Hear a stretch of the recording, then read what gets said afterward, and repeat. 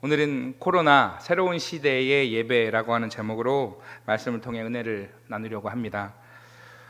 오늘 본문은 우리가 너무 많이 읽었고 들었던 본문이죠. 예수님께서 사마리아 여인과 대화하시는 장면 중에 그 내용 중에 일부입니다.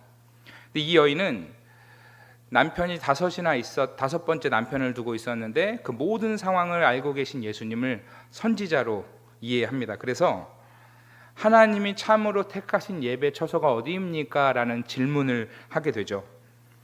여기에는 유대인과 사마리아인의 그 관계를 좀 이해할 필요가 있습니다. 사마리아는 유대와 갈릴리 사이에 있는 혼혈 유대인들이 살고 있었던 지역입니다. 본래 이 구약 시대에 유대인들이 아수르로 나라를 잃고 유배 갑니다. 많은 사람들이 유배를 가고 거기 남아있었던 사람들이 있었거든요. 근데 당시에 아수르의 사르곤 왕이라고 하는 사람이 다른 땅에서 포로 잡아온 사람들을 그 유대 땅으로 이주를 시킵니다. 그래서 이방인과 유배 가지 않고 남아있던 사람들이 통혼을 하면서 사마리아 지역에서 유대인들이 혼혈 민족으로 시간이 흐르면서 살아가게 되었습니다. 이 북왕국에 있던 유대인들이 잡혀갔는데 이걸 보고 남쪽에 살던 유대인들은 이 사마리아인들을 혼혈 유대인이라고 얘기하면서 하나님의 뜻을 저버린 이방과 결혼한 배신자, 민족의 배신자요 하나님의 심판을 받을 사람들이라고 나라를 배신했다고 생각했습니다. 그래서 이스라엘이라고 하는 하나님이 택하신 민족이라고 하는 이 민족의 단일성, 정체성을 다른 나라 사람들과 결혼하면서 완전히 잃어버렸다라고 비하하고 혐오했습니다. 그래서 오랜 시간 동안 이 사마리아인들을 정통 유대인들이 혐오해 왔던 것이죠. 유대인에 끌려갔던 자들이 이제 바벨론 포로를 마치고 귀환했을 때 사마리아 유대인들이요, 이제 사람들이 돌아왔으니까 우리 같이 성전을 재건하자라고 했는데 돌아온 사람들은 이 사마리아 사람들을 향해서 너희는 혼혈이니까 그럴 자격이 없다라고 이렇게 내쳤습니다. 유대인들은요, 신명기 12장 1절에서 4절의 이 성경 전통에 의거해서 하나님이 택하신 처소에서 예배하라고 하는 이 말씀을 순종해서 예루살렘의 성전을 다시 짓고 재건합니다. 그럼 사마리아인들은 어떻게 될까요? 본인들도 그렇게 정통성을 가진 유대인으로 살고 싶지만 이 세월에 의해서 유배 생활에, 이 포로 생활에 의해서 혼혈로 살아야 했던 사람들이었기 때문에 다른 쪽에 성전을 지으며 하나님을 예배했습니다. 거기가 어디냐면 그리심산이었어요. 그리심산. 사마리아인들은요, 이 정통 히브리인들이 갖고 있던 모세 오경과 달리 사마리아 오경을 썼어요. 이건 뭐냐면 지금 우리가 갖고 있는 창세기, 출애굽기, 레위기, 민수기, 신명기를 그러니까 사마리아 버전으로 수기로 복사한 거죠. 그러면서 사마리아인에게 맞게 단어를 고치거나 했는데 이게 그 히브리 유대인들, 지금 저와 여러분이 보는 이 성경의 그 내용과 한 6천 군데 차이가 있다고 해요. 근데 이건 어떤 내용이 크게 다른 게 아니라 쓰다 보니까 문법이 좀 다르고 단어가 조금 달랐던 이런 차이가 있었던 거죠. 그런데 지금 많은 성경학자들이 이 사마리아 오경을요, 그러니까 성경에는 들어가지는 않았지만 성경의 자료를 더 살피기 위해서 성경에 거의 준하는 그 권위로 보고 중요한 자료를 보면서 성경학자들이 이 사마리아 오경을 많이 인용하고 있어요. 그런데 이 사마리아 오경에는 어떻게 나와 있냐면 그리심산이 하나님이 택하신 처소라고 나왔던 거죠. 이걸 그 사마리아인들 입장에서 고쳤던 것인지 아니면 어떻게 된 건지 모르겠는데 어쨌든 거기 그렇게 되니까 유대인들은 어디예요? 예루살렘에, 사마리아인은 그리심산에 이렇게 성전을 짓고 있었던 거죠. 그러면서 어디가 더 진짜 하나님이 택하신 처소인지를 막 싸우고 있었던 거예요. 이런 대립 속에서 하나님이 예수 그리스도를 보내셨죠. 그리고 예수 그리스도가 유대인이신데 사마리아인과 대화하고 있는 거예요. 서로 상종하지 않던 사람들이었는데, 그리고 뿐만 아니라 예민한 문제였던 하나님이 택한 예배 처소가 어디인지에 대해서 대화를 나누고 있었던 거죠. 예수님은 오늘 이 본문을 통해서요, 새로운 시대의 예배에 대해서 여인에게 말씀합니다. 그리고 오늘 저 여러분에게도 본문을 통해 말씀하죠. 첫 번째 새로운 시대의 예배는 무엇이냐면 영으로 드리는 예배입니다. 영으로 드리는 예배. 영으로 드리는 예배란 구체적으로 장소와 시간의 제한을 넘어서 예배한다라는 것입니다. 이것은 어느 한 곳에서만 예배를 드릴 수 있다고 생각하고, 그리고 꼭 거기서만 예배를 드리면 거기서만 예배를 하나님이 받으신다고 생각했던 유대인들과 사마리아인의 신앙을 넘어서는 일이었습니다. 예수님은 그걸 말씀하고 계신 거죠.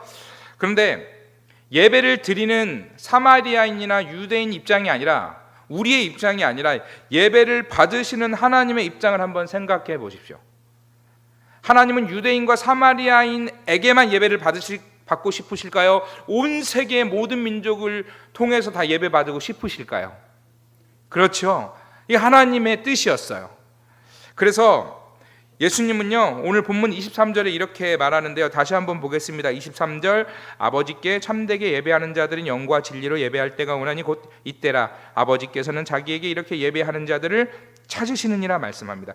하나님이 찾으시는 예배가 있다는 거예요. 하나님은 장소와 시간의 제한을 받으시는 존재가 아니시기 때문에 영이신 하나님은 어느 곳에나 계시고 언제나 어디서나 예배를 받으실 만한 하나님이시라는 것입니다. 온 땅에 편만하시고 무소부재하시고 안 계신 곳이 없으셔서, 그 말은 어디서든 우리가 하나님을 예배하지 못할 장소란 없다라는 뜻이죠. 하나님은 영이시기고 어디나 계시기 때문에 우리가 예배드리지 못할 상황이란 없다라는 말이기도 합니다. 모든 상황 속에서 하나님을 만날 수 있다는 뜻이기도 합니다. 그래서 영으로 예배할 때는 어떤 특정한 장소와 시간의 제약을 받는 예배가 아니라 모든 곳에 계신 하나님을 모든 민족이 예배할 그날이 오기 때문에 하나님이 원하시는 예배는 장소가 아니라 하나님을 찾는 자들의 중심을, 그런 예배를 하나님이 받으신다라고 말씀하고 있는 것입니다. 그러면요, 여러분, 유대인들이 예루살렘에서 오랫동안 예배 드려왔거든요. 그리고 하나님 거기서 예배를 받으셨어요.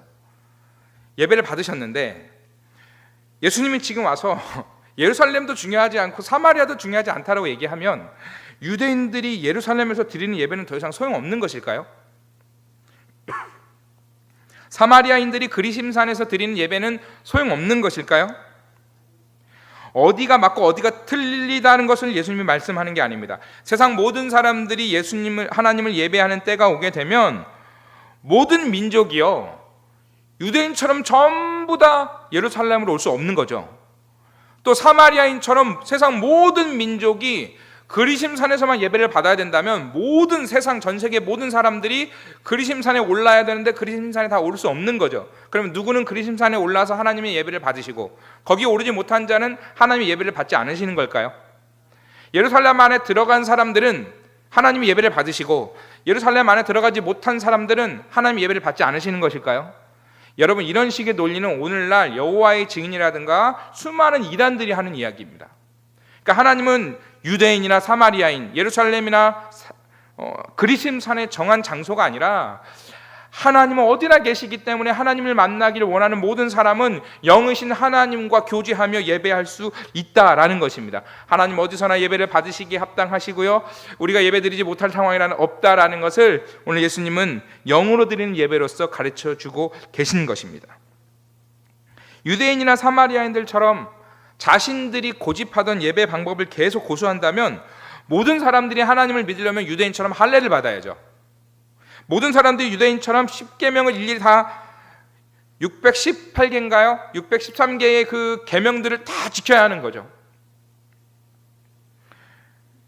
결코 하나님이 우리에게 주시는 신앙은 이런 것이 아닙니다. 하나님은 유대인만의 하나님이 아니시고 사마리아인들만의 하나님이 아니십니다. 온 땅에 경배받으실 열방의 만왕의 모든 민족의 하나님이 되셔서 유대인들과 사마리아인을 넘어서서 모든 민족으로부터 예배받기를 원하시는 하나님이신 거죠. 그래서 유대인들은요, 그리고 사마리아인들은 자신들이 가지고 있던 예배 장소에 대한 생각을 넘어야 했던 것입니다. 왜요? 하나님이 지금 그러한 시대를 준비하고 계셨고 또 예수님께서 이 땅에 오셔서 그 일을 이루어 가셔서 이방인들에게도 이 복음의 비밀이 지금 열려지기 전이거든요. 지금 예수님이 오셔서 그 일을 하러 이 땅에 오신 상황에서 유대인들만 구원이 있다, 사마리아인 그리심산에만 예배가 있다라고 말할 수 없는, 그건 하나님의 뜻이 아닌 예배라는 것이었습니다. 정리하면 하나님은 영이시기에 어디나 누구에게나 믿음을 가진 자를 통해 경배를 받으실 수 있고 경배를 우리는 또 돌릴 수 있고, 그것을 하나님은 원하시는 거죠. 예배하는 자들을 주님은 찾으시는 거죠. 최근에 오랜 시간 동안 코로나로 인해서 현장 예배를 드리지 못하다가 다시 교회에 나올 수 있게 되었습니다. 아직 완전히 오픈된 대면 예배는 아니지만 그로 인해서 이렇게 긴 상황들 때문에 좌절할 것이 아니라 우리가 어디서든 하나님을 예배할 수 있다라는 이 믿음 가지고요, 어떤 상황에서든 하나님을 예배해야 된다라고 하는 이 믿음을 가지고 끊임없이 하나님을 찾는 예배자들이 되어주시기를 주의 이름으로 부탁드립니다. 상황이 어렵다고 우리가 하나님 예배하는 것을 결코 포기하지 말아야 하겠습니다. 현장보다 온라인은 너무나 간소하고 이건 뭔가 예배가 아닌 것 같다라고 생각이 들어도 하나님이 우리에게 주신 상황이 이렇기 때문에 이 안에서 우리는 할 수 있는 최소한의 것이라도 최대한의 노력을 통해서 영을 다해 영이신 하나님을 만나기를 소망하며 예배해야 할 것입니다. 현장에 나오지 못하는 절망감 때문에 좌절하지 마십시오. 해외에 멀리 떨어져서 이 온라인을 보고 계신 우리 성도들, 또 군에 있는 우리 형제들, 하나님이 함께 하십니다. 하나님은 어디에나 계십니다. 하나님 나를 통해 바로 여러분이 계신 지금 그 장소에서, 그리고 오늘 여기서 하나님은 예배 받기를 원하십니다. 그저 지금 영이신 하나님을, 어디에나 계시는 하나님을 어디서든 어떠한 상황에서든 예배하는 하나님이 찾으시는 예배자들이 되어야 할 것입니다. 우리 옆에 분에게 이렇게 축복하실까요? 앞뒤 분에게 하나님이 찾으시는 예배자가 되십시다.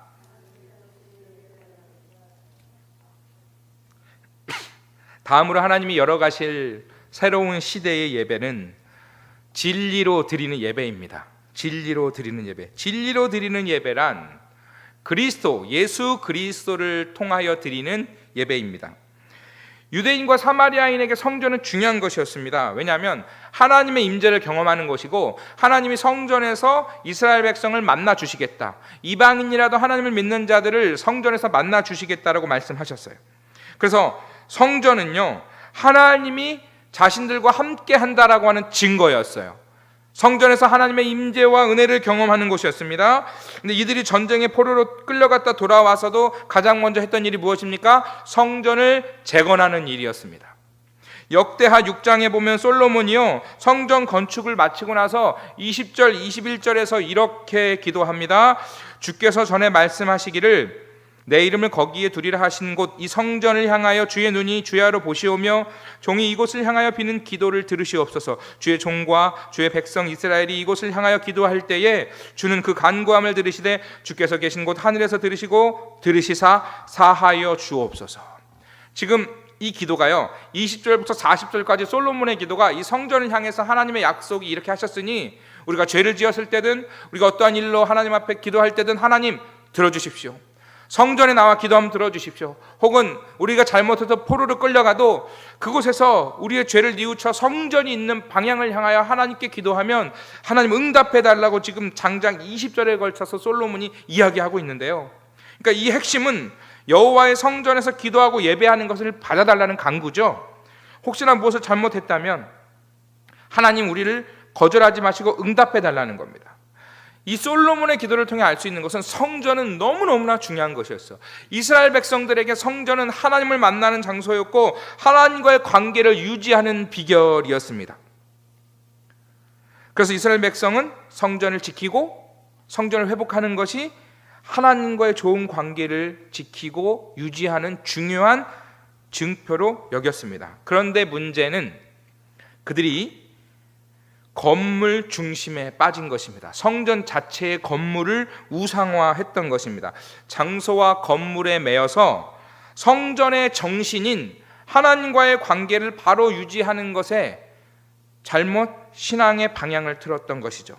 그래서 예수님이 이 땅에 오신 것이고 요한복음 2장 19절에서 예수님이 이렇게 말씀합니다. 예수께서 대답하여 이르시되 너희가 이 성전을 헐라 내가 사흘 동안에 일으키리라. 구약 시대에는요, 성전 안에서만 하나님의 임재와 은혜를 경험했다면 신약에서는 예수님이 오셔서 거짓되고 부패한 우상 같은 성전을 하나님이 예수님을 통해 무너뜨리시고, 예수님께서요 참되고 영원한 성전이 자신이 되셔서 자신 안에서 하나님의 은혜와 임재를 믿는 자들에게 나타내시겠다라고 말씀하시는 것이죠. 그래서 예수 그리스도의 복음을 믿고 구원자로 영접하는 자만이 참되고 영원한 예수 그리스도 안에서, 참되신 성전 안에서 하나님을 만날 수 있는 것입니다. 예수가 아니면 하나님을 만날 수 없는 이유가 바로 여기에 있는 것이죠. 그 참된 성전이신 예수 그리스도가 진리이시며 그분을 통해서만 진리로 예배하는 시대가 올 것이다라고 말씀하고 있는 것입니다. 이것은 유대인이나 사마리아인에게뿐만 아니라 모든 민족이 예수 그리스도라고 하는 참되고 영원한 성전 안에서 하나님을 만나는 시대가 도래할 것이다라고 이야기하고 있는 것이고, 오늘 그 일이 저와 여러분에게 이렇게 이루어진 것인 줄 믿습니다. 근데 유대인과 사마리아인들은 이 일을 잘 이해하지 못하고 알지 못했던 것이죠. 정리하면 예수님만이 참된 성전이시고 하나님의 임재를 나타내는 본체가 되시기 때문에 예수가 아니고는 하나님을 바로 만날 수 없고, 예수님을 만나는 참된 성전은 오직 예수 그리스도 안에서만 이루어지는 예배가 될 것이다라고 예수님은 말씀하는 것입니다. 유대인과 사마리아인에게만 제한되었던 예배가 아니라 모든 민족으로부터 영광 받기를 원하시는 그 예배를 예수님이 당신 안에서 이루시겠다라고 말씀하시는 것입니다. 이와 같은 새로운 시대의 예배는 모든 민족을 하나님이 구원하려고 하시기 때문에 반드시 유대인의 예루살렘 성전을 넘어서서 사마리아인의 그리심산의 성전 안에 드려진 예배의 그 장소의 좁은 공간을 넘어서 모든 민족으로부터 예배받기 원하시는 하나님이라고 하는 사실을 예수님은 가르쳐주기 원하는 것이죠. 그래서요, 아까 우리가 읽었던 역대하 6장에 보면 솔로몬이 성전을 짓고 나서 이렇게 고백합니다. 하나님은 여기에 갇히실 수 없는 분인 것을 내가 알았습니다 라고 말합니다. 성전 안에 갇혀 계신 하나님이 아니라 온 땅의 주인이신 하나님을 바라보고 알아야 한다라고 예수님은 오늘 유대인과 사마리아인들에게 가르쳐주고 계신 것입니다. 예수님은 바로 이 일을 위해 이 땅에 오셨고, 그러한 예배가 자신을 통해 이루어질 것이라고 오늘 자신과 대화하는 사마리아의 여인에게 가르쳐주고 계신 것이죠. 영과 진리로 드리는 예배는 당시에 유대인과 사마리아인에게 되게 충격적인 일이었습니다. 자신 안에 성전에 벗어나서도 예배가 가능하고 거기서도 하나님 예배를 받으신다라고 하는 충격적인 이야기였어요. 그런데 사실 오늘 저와 여러분에게는 이게 충격적인 이야기는 아니고 색다른 말도 아닙니다. 그렇죠? 근데 오늘 본문 말씀을 들으면서 이 말씀을 오늘 우리에게는 전혀 새로운 것은 아닌데 어떻게 받아들이고 적용해 볼 수 있을까요? 코로나라고 하는 이 상황 속에서 이 말씀을 어떻게 우리 삶에 적용해야 할까요? 그것은 예수 그리스도의 죽음과 부활의 메시지를 통해 종말의 신앙을 다시 한번 상기하는 것입니다. 영과 진리로 예배하는 자들에게 주어진 신앙의 초점의 궁극이 어디 있습니까? 이 땅에서 무너지지 않을 예루살렘 성전을 짓는 것인가요? 이 땅에서 무너지지 않을 의리뻑적하고 화려한 그리심산의 아름다운 성전을 짓는 것인가요? 그렇지 않습니다. 영과 진리로 예배하는 자들의 초점은 재림하실 예수 그리스도를 바라보며 사는 예배를 드리는 것이죠. 예수님의 죽음은 인간의 죄를 짊어지고 죽으신 죽음이었습니다. 저와 여러분의 죄를 짊어지고 죽은 죽음이셨습니다. 그런데 오늘 이 성전과 관련해서 예수 그리스도의 죽음을 조금 더 넓게 이해를 하면, 예수님이 무너뜨리시겠다고 하는 이 부패한 성전, 이 땅의 모든 성전을 무너뜨리고 죄악으로 가득 찬 하나님이 기뻐하시지 않는 성전들, 우상 안에 갇힌 성전들을 무너뜨리고 예수님이 이 무너진 성전을 다시 자신의 몸으로 세우셔서 자신이 친히 성전이 되셔서 예수 그리스도를 통해서 하나님을 만나는 이 완전한 성전을 일으키신 후에 예수 안에서 다시 오실 그 예수 그리스도를 만나고 그분을 기다리는 사람들을 예수님 안에서, 자신의 성전 안에서 끊임없이 예배할 수 있도록 우리에게 그 영적인 초점을 잃어버리지 않도록, 성전이라고 하는 건물이라고 하는 이 우상 안에 갇히지 않도록 우리의 시선이 저 마지막 날 예수님이 다시 오실 재림의 그날에 딱 두고 살 수 있도록 예수님이 우리에게 영과 진리로 예배하는 자들의 초점을 저 종말에 예수 그리스도가 다시 재림하는 그날을 바라보며 예배하게 하신다라는 겁니다. 예수님이 다시 오시는 그날, 우리가 여기 최근에 이제 엘리베이터 공사도 하고요, 뭐 빔도 달고 시계도 뒤쪽에 막 달고 했는데요, 아름답게 꾸몄는데 예수님이 이 땅에 재림하셨다면 주님 너무 꾸민 지 얼마 안 돼서 아직은 못 가겠는데요 하시겠습니까? 그렇지 않으시겠죠? 예수님이 재림하시면 이 땅에 우리가 자랑하고 있는 모든 성전과 이 땅에 모든 우리의 신앙의 자랑들은 다 소용이 없어지는 거죠. 왜 그렇습니까? 영원하고 참되고 진실한 하나님의 임재를 드러내실 그 본체이신 예수 그리스도가 우리에게 오시기 때문입니다. 예수님은요, 바로 이 시선을 두고 영과 진리로 예배하는 자들이 살아가기를 원하시는 것입니다. 그래서 예수님의 재림을 위해 기름을 준비하고요, 꺼지지 않는 득불을 들고 살아갈 믿음의 사람들로, 예배자들로 하나님은 저와 여러분을 택하시고 부르신 것인 줄 믿습니다. 그래서 우리의 신앙은 결코 성전이라고 하는 장소나 시간에 갇히는 신앙이 아닙니다.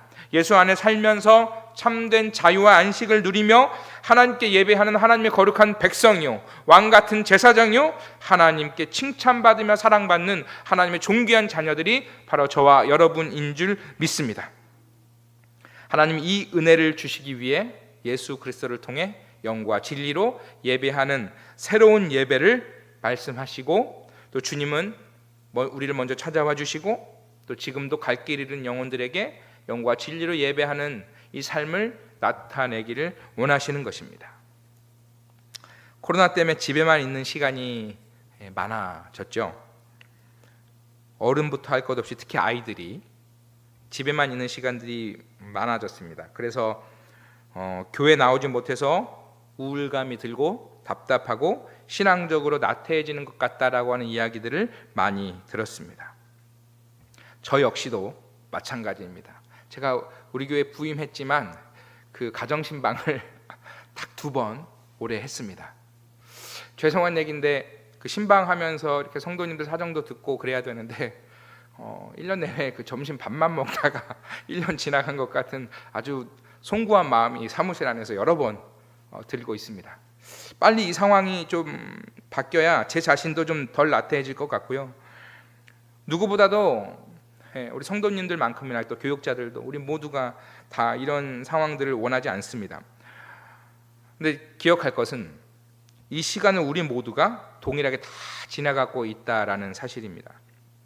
그럴 때일수록 우리가 이 시간을 어떻게 보낼 것인지를 생각할 때 오늘 본문의 말씀을 기억하면서 하나님이 찾으시는 예배자들이 우리라고 하는 사실을 기억하면서 집에만 있어야 되는 이 시간들을 여러 가지 상황 때문에 답답함으로 또 여러 가지 복잡한 생각으로 흘려보내는 시간이 아니라 이 시간들을 붙잡아서 하나님을 만나는 시간으로, 영과 진리로 하나님을 예배하는 시간으로 우리가 그렇게 살아가야 할 것입니다. 그래서 상황이 바뀌기를 기다리기보다는 우리가 적극적으로 영으로 진리로 하나님을 예배하면서 우리의 이 일상의 생활을, 그러니까 상황이 바뀌는 것보다는 지금 우리의 이 일상의 생활을 하나님이 원하시는 거룩한 예배로 바꾸어야 할 때가 바로 이때인 것이죠.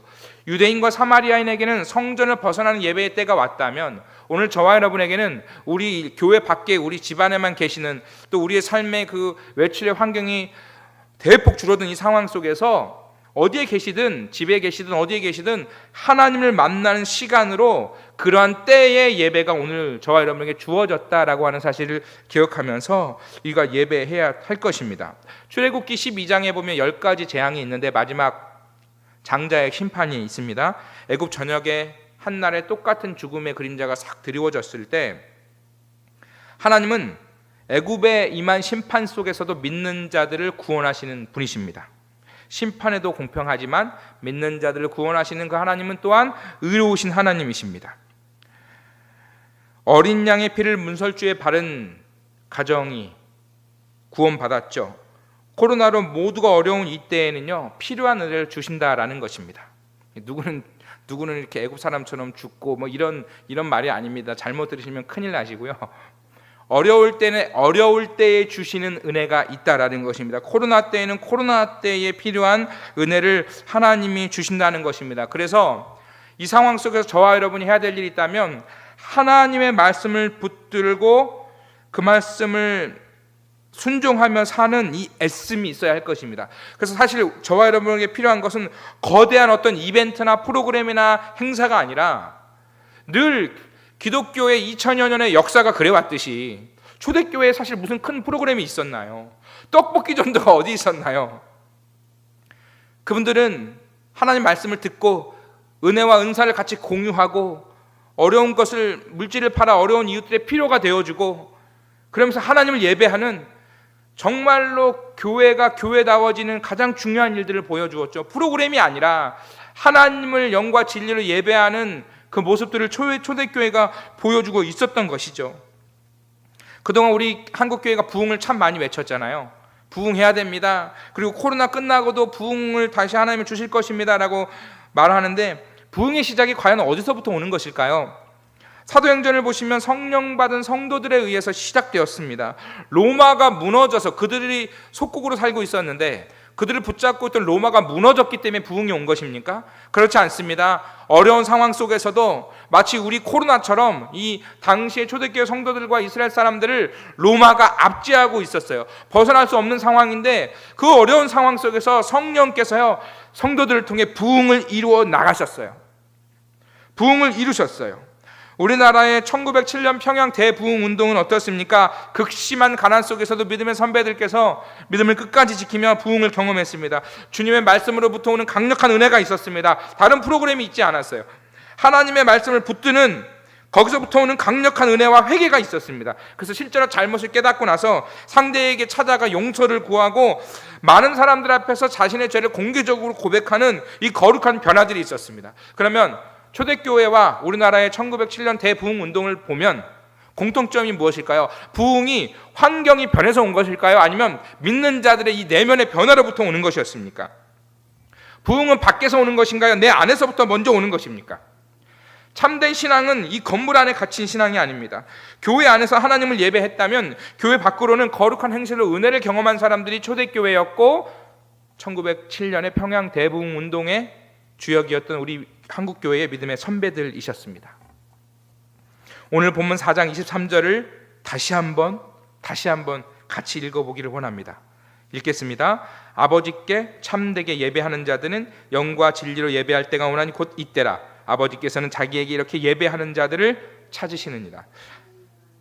아버지께서 예배하는 자들을 찾으시는 거예요.